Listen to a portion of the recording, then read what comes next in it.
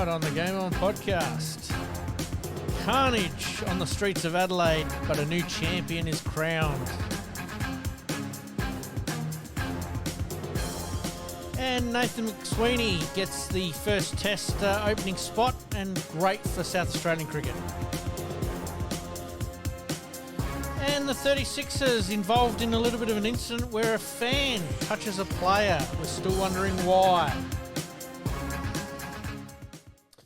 All right, welcome to the Game On podcast. My name's Pete, once again joining the studio here with Malcolm. And Malcolm, once again, what was your highlight from the weekend, mate?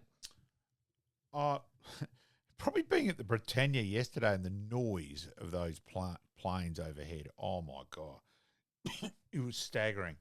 Look, and while it had been announced a bit earlier, but, yeah, Nathan McSweeney getting the nod to open. Yes, technically you can say he's a Queenslander, but he has played all his first-class cricket here. Yep. It's not like out of that. And, yeah, stepping up the plate to captain South Australia this year, started the year really well in both batting and captaincy-wise. Mm-hmm. I think he's a distinct, huge chance to end up the next Australian captain. Big call to make before he's made his debut, but that's how he's rated leadership-wise in Australian cricket. You didn't actually be Albert Einstein to work that out with Australia A appointments and all that, but he's very highly regarded.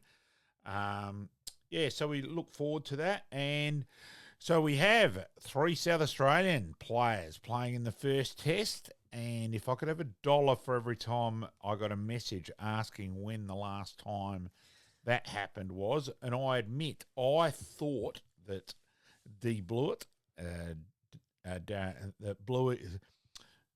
Bluey, Buff, and Dizzy had played a test match together, but they didn't. Oh, there you go. It's actually... well, hold on that. We'll get into Around the Grounds, mate, and we'll announce it right now.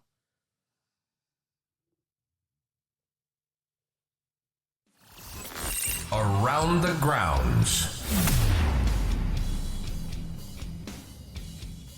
All right, mate, before the big reveal here, we will take a little bit of a look at the AFLW, the AFL, and also the basketball. But the big reveal, who were the 3? Because I would have said, like you, that it would have been Buff, Bluey, and Dizzy Gillespie there. Trust me, it took a while to doing the investigating, but it was Rodney Hogg, Wayne Phillips, and the late David Hooks in the West Indies in 1984. Absolutely. Well, before we move on to cricket in general, mate, a bit of a public service announcement. This Saturday night, we've got a sportsman's night, and I know you'd like to talk about it now. Yeah, look, it's for a pretty important cause. It is for the Ansell family. Chris Ansell's wife, Beck, has had a brain aneurysm, has lost sight in one eye. We're waiting still to see completely on the other, but considerably affected on that side as well. Now, obviously, that's created financial troubles and obviously emotional problems in that. And so, as any good club should, steps up and has a sports night as a fundraiser. And we have John Harms comparing it with yours truly. Yes. Also, so the speakers are Michael Aish, Peter McIntyre, who's actually got his own fascinating health story to reveal, and it's actually an ironic one where he's lucky that he chipped a tooth, so anyone can come along. Trust me, it is fascinating. And Wayne Phillips, and I'm sure he will continue his crest to make sure everyone knows that he made 159 on debut, but I actually want to try and, by interviewing, get him on the serious side of a few things as well. So, look, 7 for 7:30 start at Payneham Sports Association, John Street, Payneham. It's $30 a ticket. You can hop online, just go onto the Payneham Dukes page or my page, Malcolm Rulebook Ashwood on Facebook. Click on and buy a ticket there. There's also the option to make a donation for a great cause in trying to help a family out in pretty difficult circumstances. Some things are bigger than sport, and obviously some great people there that we've interviewed here on the podcast, but also that personally there that are chipping in and helping out for this great cause. So anybody out there that could get along, please get along, because these sort of nights are always fascinating as far as some of the stories that you don't generally hear either on a radio station or a podcast or something like that you actually hear at these events. Trust me, there's a couple I'm going to, I might try and stitch Aishi up a bit Saturday night. Yep, mate, don't give it away too early. But yes, if you can't make it, then obviously a donation anything will be greatly appreciated. Yep, absolutely. So please get along to that event if you can, and if you can't, then as we said, make your donation. All right, mate. Let's continue on with the cricket here. We did talk about Nathan McSweeney a little bit last week because it had only just been announced, but now that it's sunk in a little bit, is it the right call, him opening, or would you prefer to see him at, say, number 3? Oh, look, you've got to remember, Khawaja hadn't opened, and then he got thrust into opening at Test level. He hadn't opened at Shield level and all that. So out of that, I think he's technically correct and all that side of things. Well, he is technically correct. Yep. So I think in that way, the role suits him. Whether him and Khawaja are a great pairing because they're probably both that was going to be my steady and Nick and nudges. Yeah, you can debate on that. Yep. But no opener had put their foot down on the spot. And as Tim Payne said, interestingly enough, after the Test side's finally been picked, the mental side, isn't it interesting that 2 openers go out and make hundreds in Shield cricket this weekend? Yep. One of them, and I did message him congratulating him in obviously another guest on our show previously. Hold your fire on that one. We'll come to that in a minute.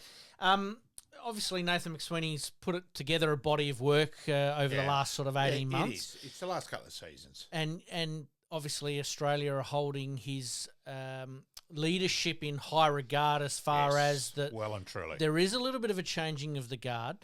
Is it going to be a bit of a throwback to yesteryear where the openers are going to occupy the crease, or hopefully occupy the crease, for a period of time and not necessarily worry about the run rate, so to speak? Is it going to be a bit of a throwback? Yeah, possibly. I think they'll still try and nudge it around and all that. Look. Or does Khawaja become the aggressor a little bit? I don't think. Or is it not in his makeup? It doesn't really suit his game. Yep. So I think it more will be steady as he goes. Probably the thing which is bizarre for mine is just how cricket's changed so much, where previously, years ago, there were heaps of warm-up games. Before an Ashes tour in England, you actually played about 5 county games before you played the first test. Now, we've played India A twice. I am stunned that more guys like Virat Kohli hasn't made a run for a long time. The average is 26 in the last 3 years. Yep. I would have thought he would have had a game, at least one of the games. And on our own, look, I have nothing in Travis Head missing a game for the birth of a child, but you would have thought he would have played the next game and all that. I don't get it, being on maternity leave and all that. I'm old-fashioned there, but I would have thought you'd want to hit. And I think Mitch Marsh has been a bit the same. So both teams for mine are going in really underdone. And the guy's in the best form as a batter at the moment because he's played so much cricket and he's hitting the ball beautifully. Alex Carey, it was a bit scary when he got hit in the head last year. I was there, and we were worried straight away. We thought, geez, that's a decent hit. Yep. We actually thought he was spitting blood, but he wasn't, thank goodness. So, and he's okay. But yeah, it was a nervous few minutes there for a while. That ball did sort of jump up, didn't it? And caught him by surprise. I've got to admit, I was immediately doing the days to the test match with the concussion rule and all that. That was just straight off the top of my head. So luckily he is okay. And I just don't get how many guys are coming in cold. I want to hit. Yep. I always wanted to hit before the first game. I wanted to play a couple of trial, have a couple of hits in practice games. Yep. So I don't get it. So where does that leave? Obviously, Australia now, India. What are we expecting in this first test? Because now the injury part of it is now coming into play. Yeah, Gill is out for India, which is a big out, and there's still huge doubt on Rohit Sharma whether he's going to play after the birth of his second child, where it fits in, where that's happening. So they're in doubt as well. So it's just two vastly underdone sides. Look, so games in Perth.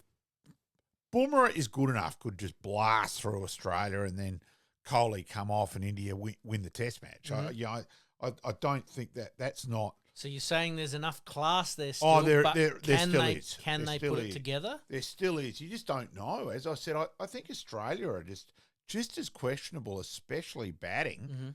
Like, it's not like Labuschagne and Smith have set the world on fire for a fair while as well. Yeah, you sort of stole my thunder there. Travis lack of batting. Mm-hmm. Mitch Marsh, lack of batting. Nathan's first test. So, it is a really questionable Australian side as well. You could easily see Australia collapsing for 100 odd as well. Yep. So I think it's really up in the air. Is it a case of India almost putting up the white flag a little bit for the first I don't test think and so at all. concentrating on the second test? No, not at all, because you just don't know. As I said, if Kohli comes off, whatever, you just don't know. And what are your thoughts on India's secret squirrel a little bit with some of their training sessions and stuff like that? But they've always done that when they've come to Australia. Is that more to control the crowds that could turn up to some of those sessions? You don't get big crowds for warm-up games. I find it bizarre, personally. Yeah, but Virat Kohli's obviously last games in Australia. Play proper games. They had the chance. There were 2 Australia A games scheduled, and I tell you now, Australia would have loved Kohli to have played. Yeah, so I don't get it. Is it potentially injury cloud? Well, Gill got injured at training. You can get injured anywhere. That's true. So you can step out of a bath and get injured. Exactly. All right, mate. Early predictions. Friday's the first test. If we win the toss, are we going to battle bowl? Again, it's in Perth, so you just don't know. If it had been at the Wacker, you'd have said bowl. Yeah, look, I don't think in the last couple of years that the test matches, there's the traditional, and mind you, the Wacker had slowed down as well. The Wacker hasn't been the lightning Wacker from the 70s and 80s for a long time. Yep. I think they'll probably bat, but we'll wait and see. That should be interesting. Who's your tip then, mate? You crystal balling. You go for Australia, but as I said, I'm not going for Australia with huge confidence. As I said, I think there's enormous question marks on both sides. Yep. Well, mate, by this time next week, we're going to have some answers, and we're going to have lots to talk about, especially if Australia do collapse, like you sort of said could happen, or India collapses, or Kohli gets out cheaply. It's going to be a fascinating first test. Obviously, look out for that one on your TV screens. All right, let's move on to some Shield cricket. You did sort of lead us in very nicely that a previous guest of ours had a very big weekend for his side in the Sheffield Shield.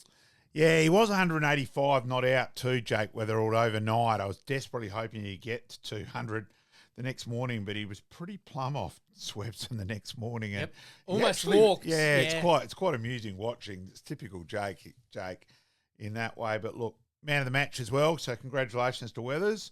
South Australia were disappointing, very disappointing. Look, I didn't like our side. Yep. I thought it lacked batting. I couldn't work out who could have squeezed Liam him? Scott was the other one. Liam had scored 50-odd last Shield game, and it's 40-odd not out the one day. I would have played him. Yep. They went for the 5 specialist bowlers. I think Liam's quite a reasonable. I thought he was under-bowled in the game against Victoria. Yep. Is that a case of? But we won. So. Yeah. Is that a case of Karen Rolton coming into play there? No, I wouldn't because have it is a slightly different track, isn't it? Yeah, I wouldn't have thought so. I just thought I would have played him, but look, very easy in hindsight as well. I just thought, hang on, we haven't got Alex Carey, who'd been our dominant player. We haven't got Nathan McSweeney. I reckon we need a bit more batting than we named, and unfortunately, that was correct. Yep. Obviously, New South Wales getting a hold of South Australia. And to Jackson Bird's enormous credit, and look, I think he is a name which probably should be higher regarded in Australian cricket. Yep. Over time, he has now moved into 5th spot on the most number of wickets ever at Shield level. I did notice that. And he's only behind the late, great Clary Grimmett, who only took a casual 513. Yes. Michael Kasparich in 441, Andy Bickle with 430, Joe Angel with 419, and Jackson Bird now 387. At the very, very, very good average, the low of 22.24, the lowest of any of that top 5. So, he's probably a bit maligned, Jackson Bird. Yep. But, geez, he's got a good record against South Australia. Unfortunately. We don't want to know that. Maybe we need to meet him at the airport next time and Just give him a sandwich that gives him a little bit of the runs, so that way he takes the game off. All right, let's have a little bit of fun there. Jake Lehman showing a little bit of faith in his selection from the game before. Obviously, getting off to a good start there in the game before, but also here in this one against New South Wales. Yeah, he made 100, which is fantastic. But he did play a poor shot to get out when we needed him to go big to give us an outside chance to draw the game. Mm-hmm. And it was a disappointing day to lose by an innings too at Karen Rolton on the third day. That was pretty disappointing. Tom Kelly fought harder, got 57, but didn't go on with it again to get 100, which TK admits himself he needs. Yep. So it was just a really disappointing game. Nathan McAndrew getting injured as well. We rubbed salt in the wounds. Mm-hmm. So, it wasn't a great day. Great weekend. It wasn't, that's for sure. But I'm sure Rhino will have them bouncing back and ready and raring to go for the next one. Oh, look, let's be honest. Those couple of games were inspired by McSweeney and Carey. All of a sudden, you haven't got your two with head, your best three batters playing. So that's just the reality of it. Yep.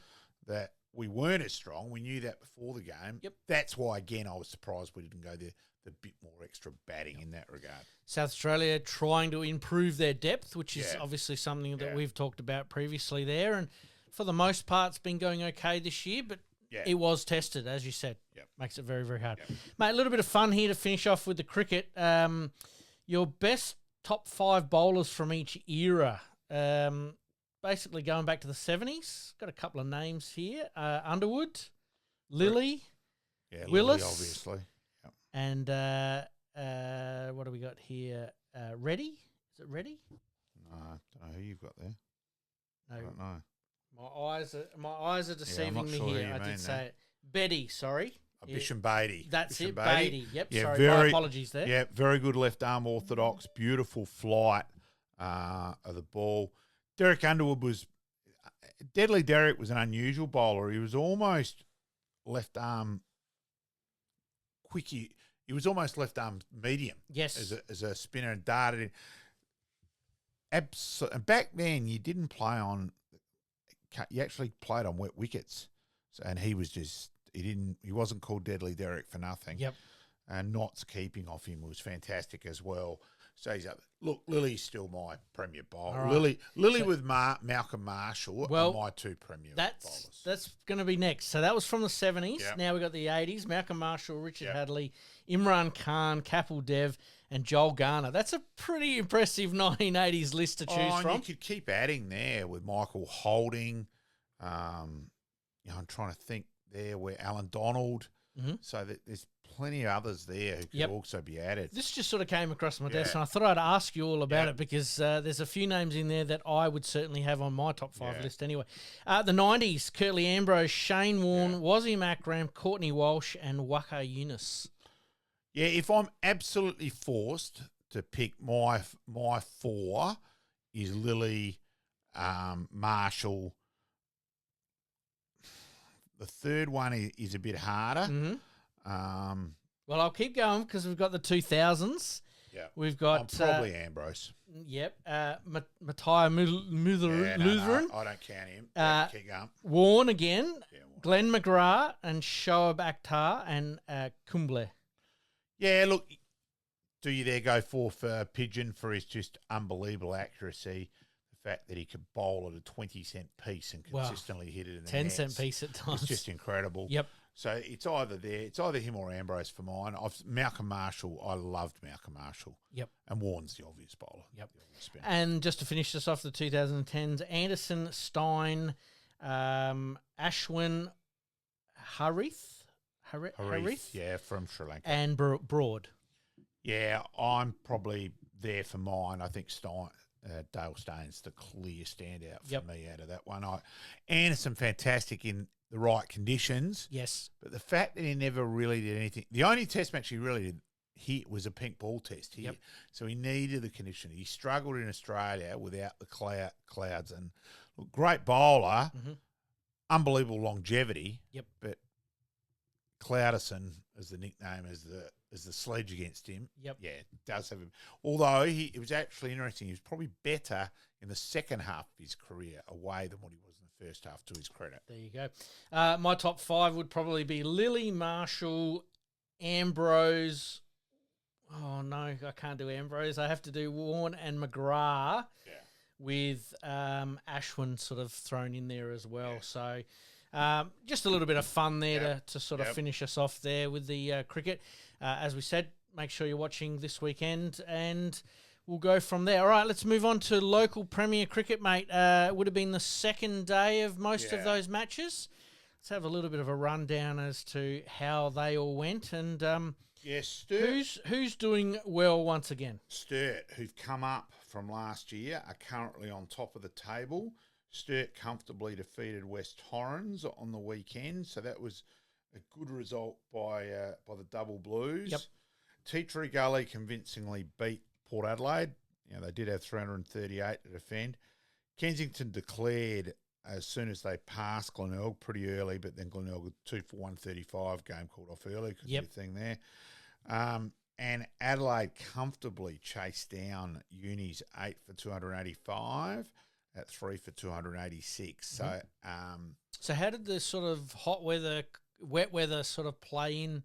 The hot weather. The hot weather play into most of the Premier League games? Oh, look, probably just batters came away a bit more there, pretty easy chase, really. And Uni's bowling, unfortunately, is not delivering. Yep. Rob O'Shaughnessy laid a few home truths out about that on the weekend, but after Cam Edwards had got 170 for Adelaide, Noah McFadden made 134 not out with Jacob Reichelt 73 not out, and those two just smash Uni after, especially from halfway through the day to get them very easily. Yep.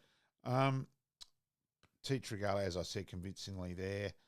And, just all the bowlers chipped in for Sturt. Everyone sort of contributed a bit. And West Torrens really needed someone to get a big score. And they had a 55 from Kelvin Smith, 53 from James Ruther batting 9. So they were never really in it. Blake Cullen was the star for Sturt there with 5 for 63.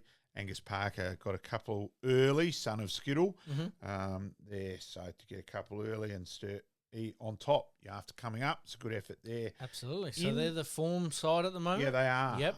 In Glenelg, second to bottom, who've been the traditional side, and Uni on the bottom, so who've been very good for the last few years now, for quite a while. Yep. In the Div 2 men's first grade second division of it, probably the standout performance there is the Saka under-19s. They chased East Torrens 281 and got them 6 down of 81 overs, so they won really pretty convincingly there.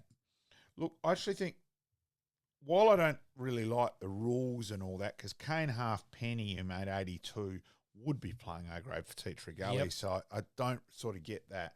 But getting him, Thomas Brown, while he failed this game and made 100 the previous game, but they've got a bit of stability. Matty Leray, he's got a very difficult choice on footy or cricket soon, and it's got to come soon. Good luck, yes. Oh, geez, yeah, he's both. But he's captaining, and he's a pretty mature head on young shoulders. And you have mentioned that previously. Yeah, I rate episodes. him. Yep. And he just played the role, 41 not out, and just steadied while Hayden Schiller smashed him at the other end off 84 with 84 not out for them to get up pretty easily. Yep. So the second 19s who struggled last year have been pretty good so far. And but that was a new look. Format as far as the Premier League 1 and 2 goes. So I think Matty Leray getting that leadership's been really important. Yep. Look, probably the standout performance of the round is Kyle Scrimshaw. So 9 for 27 in the first innings for Prospect, following it up with 5 for 30 in the second. So he's taken 14 wickets for 57 runs for the game. That's ridiculous. That is very impressive. So so that's probably been the standout there. Yep. Good to see the under-19s doing well there.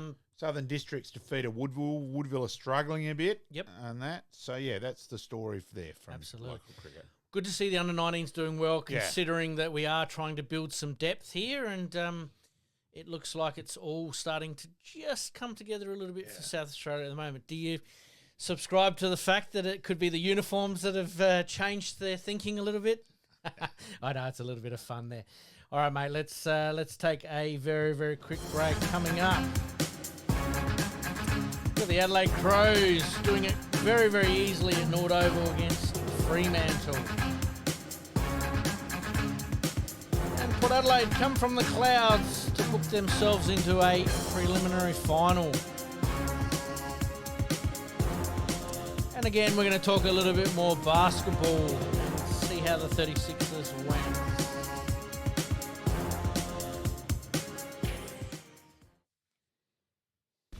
You're listening to the Game On Podcast. We'll be right back after this short break. Looking to buy or sell your home anywhere in Adelaide, from the hills to the sea? Meet Gary KRIEVS, your dedicated local agent from OUWENS CASSERLY Real Estate. With unparalleled knowledge of Adelaide's housing market and a commitment to exceptional service, Gary ensures a smooth and stress-free experience for all your real estate needs. Trust the expert, trust Gary KRIEVS at OUWENS CASSERLY Real Estate. Your next dream home awaits. Contact Gary today on 0422 071 317 or on email garyk@ocre.com.au. And for more listings, please visit owenscasserly.com.au. Make it happen.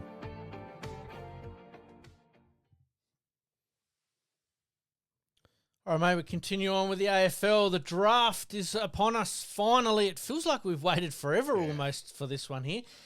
Wednesday night, I think there's going to be some trading that's going to happen on the night, and it's going to be more than what we have seen in the past. Yeah, I don't know, because there's all the talk this year's draft's so strong and so deep, so therefore clubs will keep picks. Mm-hmm. Yeah, I always take that with a grain of salt, and then the next year comes along and they all say the same thing. Yep. Roughly. So, it's wait and see on that. Where do you think Adelaide are at with Draper? Because they seem to have cooled on that a little bit right now, and it looks like they're looking at another midfielder.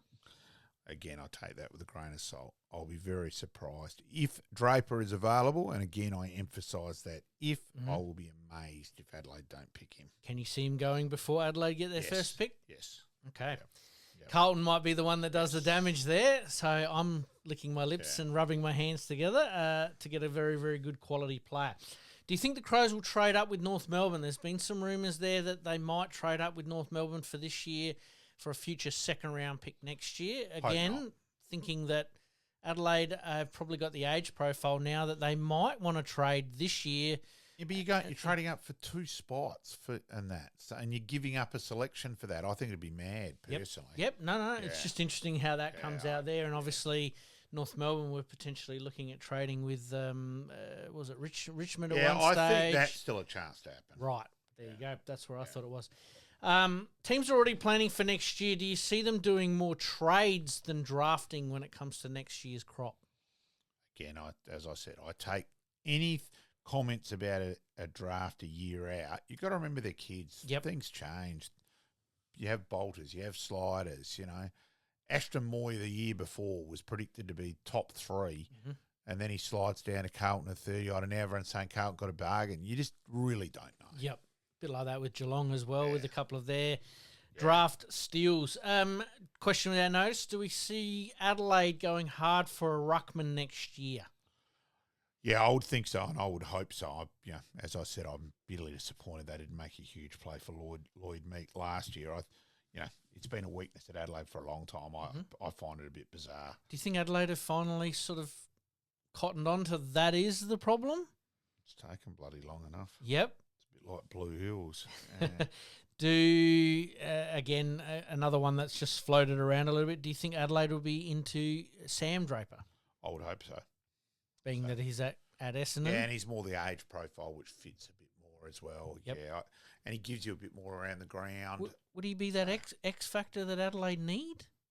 A bit like Sean Wren? Yeah, maybe. I know we're going back a fair way with Sean Wren, but he was the X factor there, wasn't he? Oh, Wren's Adelaide's most important ever player for mine.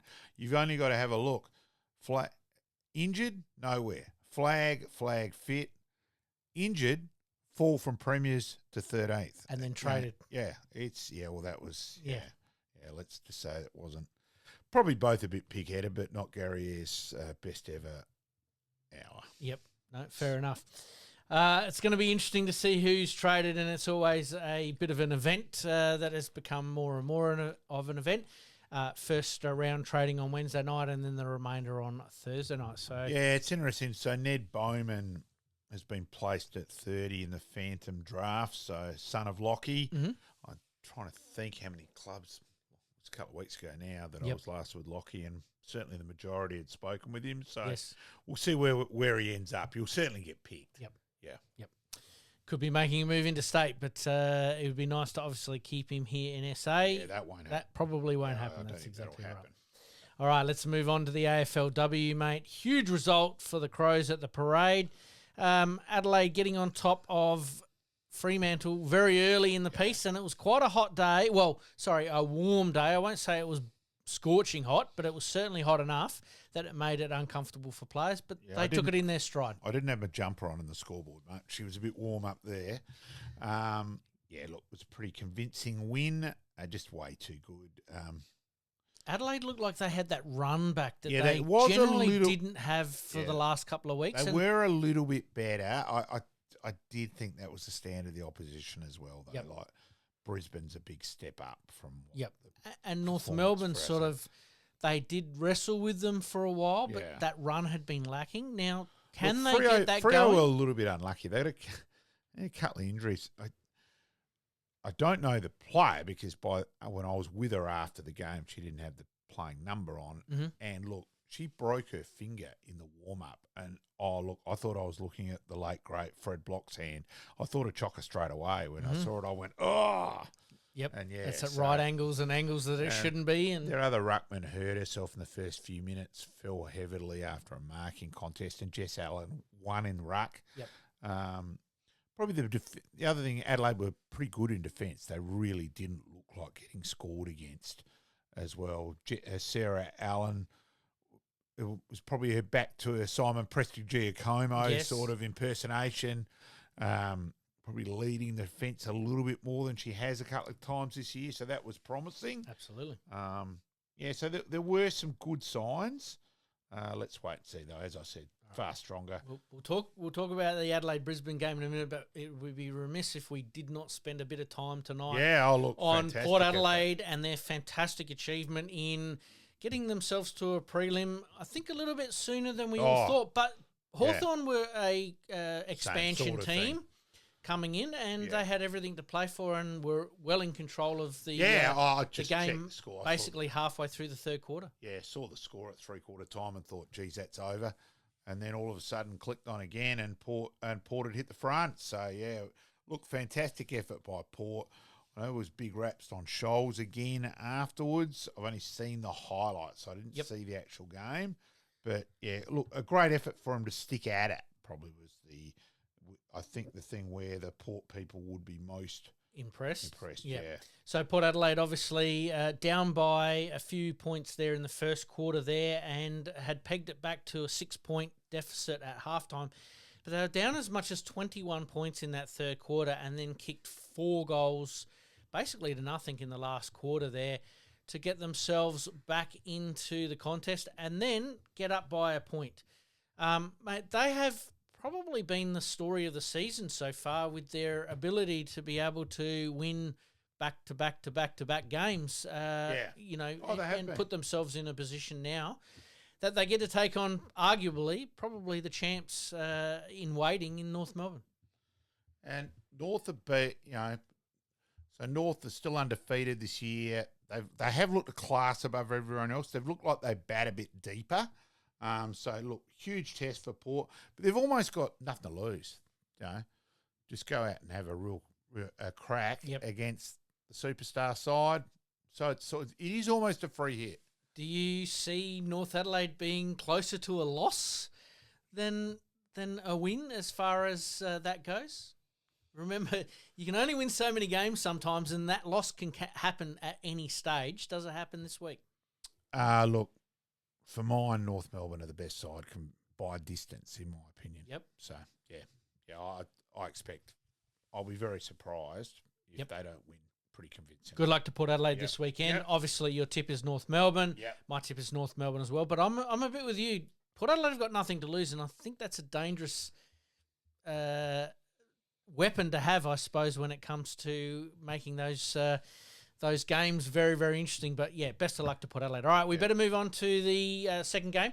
Are you interested that Port Adelaide are going to be playing in the heat of Saturday afternoon this week over in Melbourne? Well, yeah, it's an interesting one, isn't it? Where, what's the forecast, though? It's looking at about 36 degrees. Yeah, it's probably showing there where they want to give the team 7 days off, so they almost can't play the Saturday night. Mm-hmm. That's probably the problem there. Even though the final is at night. Yeah, so it's a bit weird. Yep. Yeah. The AFLW have got a little bit of work to do on their programming and scheduling. We've spoken about that at length as well. All right, let's move on to the second game. The Brisbane Lions taking on the Adelaide Crows. 3rd versus 4th here, 7 p.m. at Brighton Homes Arena in Ipswich. Brisbane have had the wood on Adelaide well and truly. Beaten them the last 7 times. I think that will continue. Mm-hmm. Obviously, I hope I'm wrong, but yeah, I'll go Brisbane. I'm going to go Brisbane as well, but only just. And then potentially a North Brisbane grand final. Yeah. Is Brisbane the team that can get the job done, or is Adelaide still a chance if they get through this one? Oh, look, grand final. You got to kick straight. Have a look at North Melbourne in 97. They sprayed it everywhere. It can always in 98, sorry. It can always happen. Mm-hmm. So, yeah, 50-50. But I still think North Melbourne are well and truly. Yep. They're on a bit of a mission after last year. A little bit. Yep, I agree. Yep. Mate, do we give any chance to a showdown grand final? It's the only permutation that we haven't sort of covered yet. Oh, look, very outside chance. Wait and see. Mm-hmm. It will be at Nord if it is. Yeah. Well, the home of football. Yep. Mate, I like the way you think. All right, let's move on to basketball. Huge loss to the Adelaide 36ers to Adelaide United. Sorry, Melbourne United, I should say. Yeah. Things got a little bit ugly when a crowd member put hands on a player after a confrontation, a verbal confrontation. Yeah, it'll be interesting to see what happens there, though there's investigation being done as we speak, so we wait and see on that one. According to some of the reports that, obviously the people that pay for those seats got a little bit overzealous. And the NBA import bit back a little bit, and they didn't like it. So you're right. It's going to be very, very interesting to see how that plays out. We can't comment, obviously, on it any further than we wait and see. Yeah. It's going to be interesting to see how that goes next week. All right, mate, things don't get any easier for the Adelaide 36ers as they take on the Tasmanian Jack Jumpers at home here at the Entertainment Centre, 30th of November, 6:30 p.m. start. Yeah, they're still yet to lose at home. Look, I also think, let's just say, refereeing, there's always a question on AFL umpiring at home games. Mm-hmm. I think there is a real thing in basketball. It is a thing. And the debatable calls, and let's face it, in basketball, there's probably just as many, if not more than footy, seem to favour the home team. We did have a coach come out the other day, make a point in his press conference going, look, I can't bag the umpers, but I'm going to tell you the facts. 12-1 free what do they call it? Free throws or fouls. How does that happen? And then basically a quarter later, it's 3-2. 12-1, 3-2. I'm only stating facts. Very, very interesting. I think that's going to be the stock standard now for most coaches going forward. Can't tell you what I really think. I'm going to state the facts. It's going to be very interesting. Adelaide's still sitting 4th on the table, but like the Sheffield Shield, it's all bunching up a little bit now. So they had a good opportunity to take on and secure a top 2 spot. Probably the other real disappointing thing from Adelaide was it blew out again. And their point differential is poor. Yes. And that's a real worry. That's effectively a game behind in the crunch situation. You stole my thunder a little bit with that, is that when we are losing, we're not losing small, we're losing quite big. And home court advantage will come into play, and they've got to put some score on the board. All right, mate, let's take a very quick break and see what's coming up. We have Brayden Lyle, part one, possibly. Try to get in contact. And Monday in our Encore Flashback, Tommy Warhurst, part one. Thank you, Tommy. You're listening to the Game On Podcast. We'll be right back after this short break.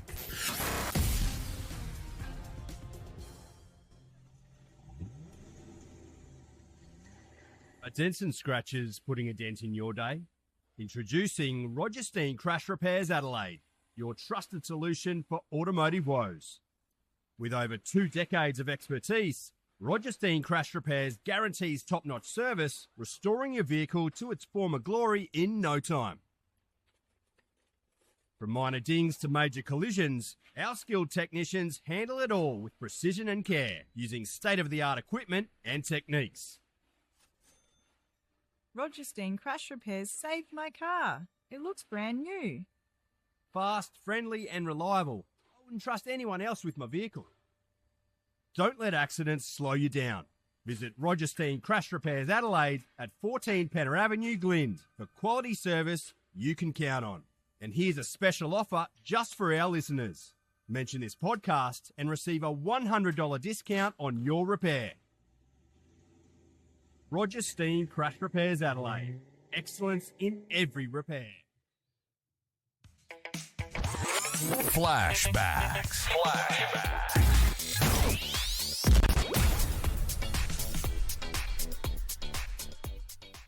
Yeah, so first off on that, Pete, I may have been in Steen Crash Repairs this morning. I have seen a new car in the driveway tonight. Dropping my car off. Let's just say it was good to catch up with your in the right people. So it hasn't cost me a cent at least. Just a bit of frustration. Yeah, but yeah, it wasn't great. Where a lady just decided to drive into your parked car. Well, so, yes. if anyone else has those problems, you know who to go visit. Exactly. Roger Steen Crash Repairs. Go and see Craig and his team there. They will look after you. All right, mate. Flashbacks today.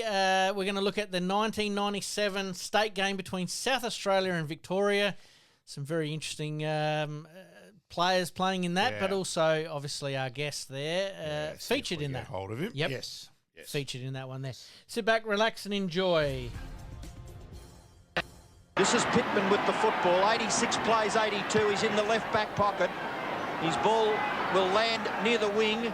It's knocked forward, but gathered there by Bradley. Gives the hand pass away to Bond. Bond into the middle of the ground. Watch out. Swooping on it. There was Johnson. Now gathered by Ratton. Ratton's kick across his left shoulder will land at half forward. Lovely little hand pass provided by Ben Hart to Bond to Wanganeen. Wanganeen in the middle of the ground, goes for the run. 2 bounces, could have nearly taken a third. Kicks in the direction of Modra and Silvani. Silvani does well again. Gathers the awkward ball. It's still there though. That was smothered. Viney. Back there is Brown. Desperado, Gavin Brown. Well done, King. It hit the line. It hit the line and brought up the chalk. Said central umpire. What's his name? That guy at Wimbledon. Sandy, come on. They give all those controversial decisions, don't they, at the tennis? David King. 86 plays 82. Victoria lead. Umpire Dickie Bird. I think that's the name you're after, Robbo. Anthony Stevens. Bruno Robbo. That'll do. Harvey with the football. Possession number 30 for Robert Harvey. Across the line, gathered by Sexton. Goes down towards centre half forward. Just completely beats Mansfield. And away goes Bond back towards the wing. This is Holland for South Australia. He can just weight it nicely. Running beautifully for him is Brayden Lyle. Lyle is coming up for possession number 24. He's kicked to the goal square. It covers the players back there. Rowan Smith. Silvani gives away a behind. Oh, only just. Rush behind to South Australia makes the margin. Just 3 points. And Curls, are you on your feet? Yeah, this is when the cream comes to the top here. This is where sort the men from the boys this type of game. It just requires something brilliant again from any one player, and that could decide the game again. Don't nominate anyone, Curls. We'll just let it happen. Kick in from King towards Salmon. Harford waiting down towards centre wing. Still plenty of time, 7.5 minutes. Archer wanting someone going past. Hand pass wasn't good. Caused Stevens to prop. Halted his run. Mansfield just about clean bowl. Oh. Could have been a kicking in danger there. It's been picked up. And it will go the way of Chris Grant.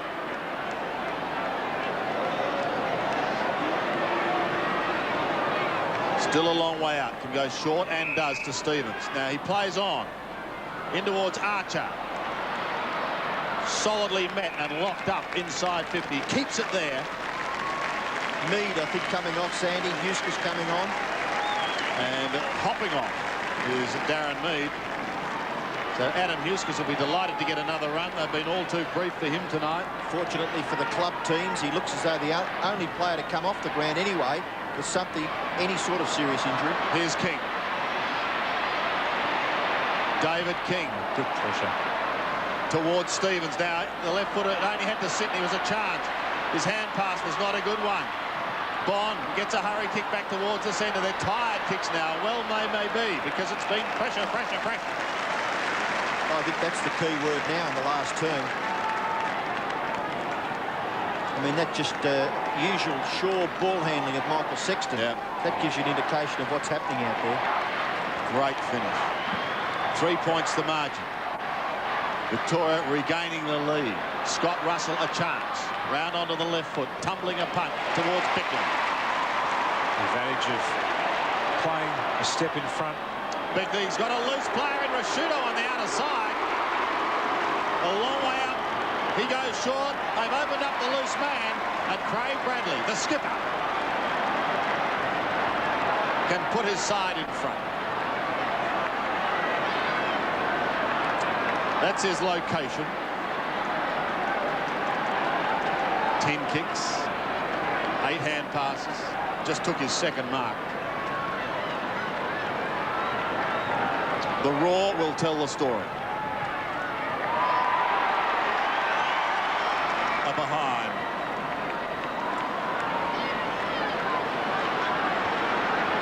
It had more movement, that football, than a Glenn McGrath off-cutter, Sandy. Gee, it moved then. Well, Alex Stewart thinks they move a bit, doesn't he? The kick in now is to be done here by David King to half-back, and it's Harford. Out wide, Burke, down towards the wing. Oh, that's 4 more. And as soon as we say that, Maxwell's gone. Oh, airborne, but through.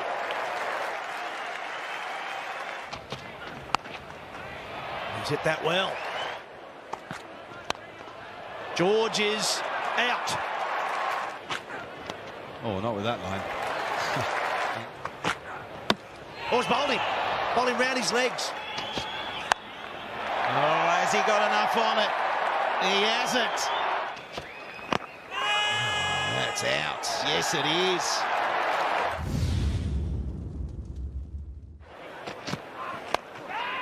He's got it over them. A wonderful stroke. Oh, it's out. Yeah, had to be. Just like that.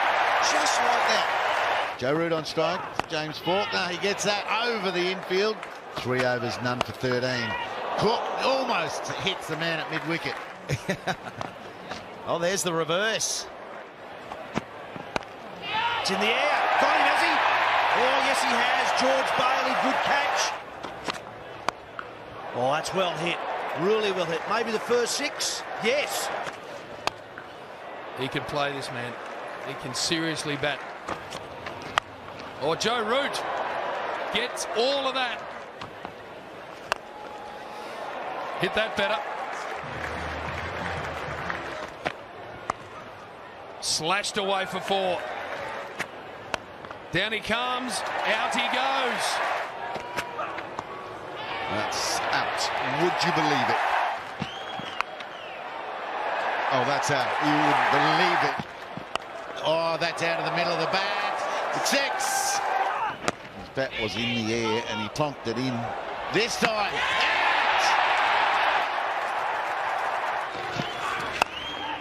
Middleton, yes, he does. He'll take it from here. But Australia take these bowls. Lapara deep in his crease. Beaten. That foot lifted. Backs away. Edges it! They've done it! They've done it! Watson's delivered the 50th over beautifully. Can you believe that? That is extraordinary. They were gone, Australia. When Morgan was batting with Joe Root, they were gone. And somehow they've found a way to win. Liking this podcast? Please like, rate, and subscribe.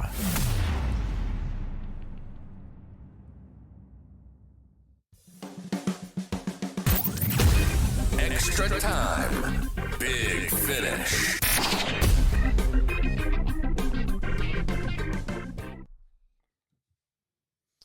All right, mate, to kick us off on the extra time big finish, we'll run through these relatively quickly tonight. Australia out of the Billie Jean Cup after Slovakia took us down, and yet another injury to Tom Lanovich. Yeah, disappointing there. Yeah, I just can't seem to get much luck injury-wise, unfortunately. Exactly right. Jordan Thompson and Max Parcell were the first all-Australian pair through to the semi-finals of the ATP Tour Finals since Todd Woodbridge and Mark Woodford in 1999. That's a fair drought between drinks. Yeah, and good to see. And hopefully in 20, 30 years' time, they're getting on a little bit better than the Woodies. So. Absolutely. Yes. All right, let's move on. The motorsport, Adelaide 500, we did talk about it at the top of the show. It was a little bit of a car crash, a repair job dream, but Brown ended up taking out the Adelaide 500 here and is now crowned a new champion. I love it how they're sort of referring to him as the used car salesman. Absolutely brilliant, isn't it? No, it was good. It was good. And look, great event. Full credit, Peter Malinauskas and the South Australian government. And I think Liberals got a fair bit of egg on their face for this. It's really captured South Australia and seems to be going strength for strength. So, well done to the government. Absolutely. Yeah, maybe a lesson learnt, hopefully. Well, not only do the drivers think that it's one of their most favourite events, but the crowds continue to roll in. I must admit this year, I don't know whether it's just the way it was, but I just don't feel like the road closures were an issue this year. Everyone wasn't complaining about them like they normally do. Everyone just sort of got on with it, you know what I mean? Yeah, and it was interesting being around at the Britannia both days that it wasn't too bad with the traffic. And I left from the Britannia to go to Nord Oval, and it was like a ghost train going up the parade. Mm-hmm. And people going on worried about the parking yet again for Nord. I'm sorry, I've been to Nord Oval and there's been 20,000 people there. I've been going to Nord Oval now, driving for 40 bloody years, and I've never had a problem getting a park at Nord. I don't get it. Oh, I think the weather might have just played a little bit of a part there, but yeah, it did. But I'm talking back in the Helicon days vs NFL. It's still.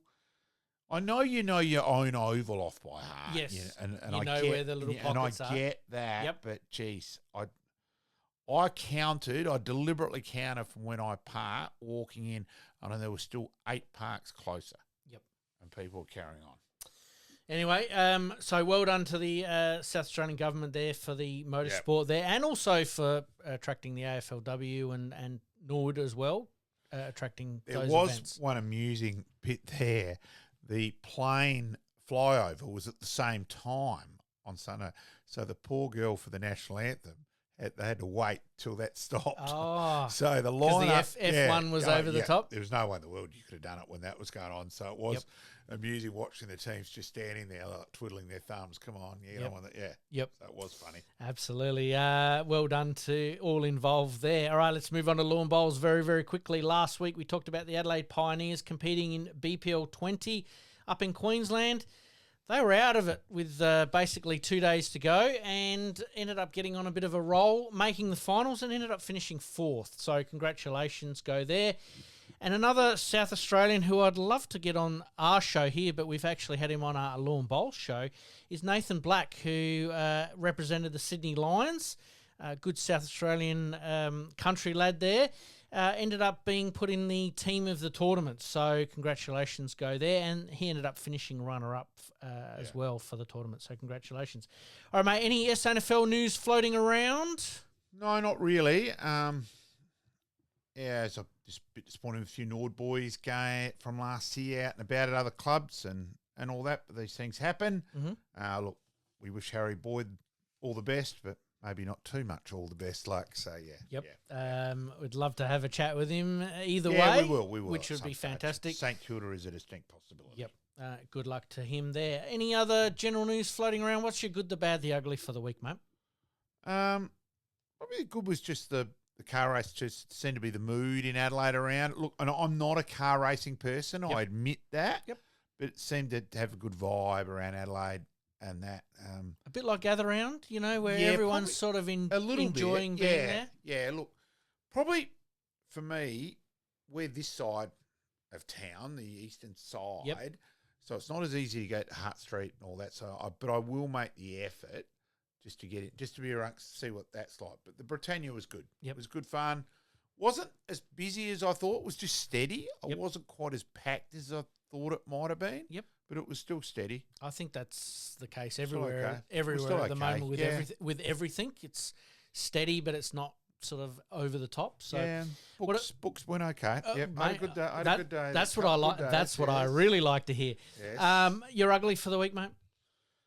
Or you're bad. We'll start off with your bad, and then we'll do the ugly. Unfortunately, it's probably South Australia as a Sheffield Shield nut. As a bad or an ugly? Oh, a bit of both. Bit of both. Bit of both. I think. Yeah, we weren't. The fact that we weren't even really competitive, we lost by an innings on the third day. Was pretty average at home. Disappointing. My good for the week. I'm a bit like you. The events that are happening here in South Australia, absolutely fantastic. We have mentioned before, congratulations to the government, obviously, in taking the bull by the horn and putting it back on the agenda, and I think people are responding to it in a really, really positive way. My bad for the week is probably the scheduling of the women's game. I know that the weather didn't quite get to what we sort of thought it was, but I thought it was a little bit sort of odd that the AFLW, wouldn't rearrange that just slightly to make it a little bit more user-friendly, knowing that the weather was going to turn and change a little bit later in the day. Yeah, and look, it's hard with a team flying from interstate and all that, but if you'd said to me, I'm in charge of Fremantle at this stage, and you either say you want to play at that time and you're playing in front of 36, 37 degrees, or play a night game and it's 20-something degrees and you won't get back till the next day, I know which one I'm picking. Yep. In terms of preparation for the next week. Well, that's what you've got to look forward to. So in that way, I don't get it.